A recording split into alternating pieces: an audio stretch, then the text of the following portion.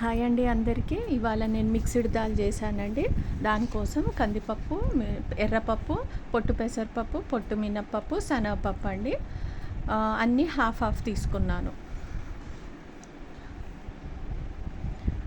తర్వాత అల్లం వెల్లుల్లి ముక్కలు, కరివేపాకు, పచ్చిమిర్చి, ఉల్లిపాయ, టమాటా ముక్కలు సన్నగా తరుక్కోవాలండి. పప్పును ఉడకబెట్టి పెట్టుకున్నాను. కొంచెం ఆయిల్ కొంచెం ఘీ కొంచెం వేసుకొని ఆవాలు జీలకర్ర వేసుకున్నానండి. తర్వాత అల్లం వెల్లుల్లి ముక్కలు వేసుకున్నాను. కొంచెం నెయ్యితో పోపు పెట్టుకుంటే బాగుంటుంది. ఉల్లిపాయ, పచ్చిమిరపకాయ ముక్కలు వేసి కొంచెం ఇంకా మగ్గనివ్వాలి. తర్వాత కొద్దిగా కరివేపాకు, ఇంగువ వేసుకున్నా అండి.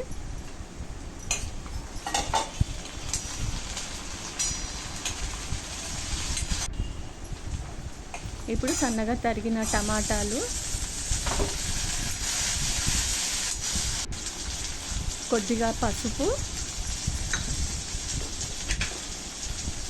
1½ స్పూను కారము, 1½ స్పూను సాల్ట్ వేసుకున్నా అండి.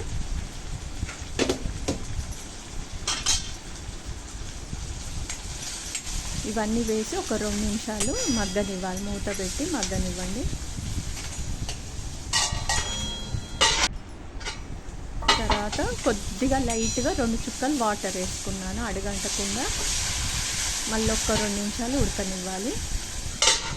చాలా బాగా వచ్చిందండి పప్పు, ట్రై చేయండి. తర్వాత ఉడికించిన పప్పు వేసుకున్నాను.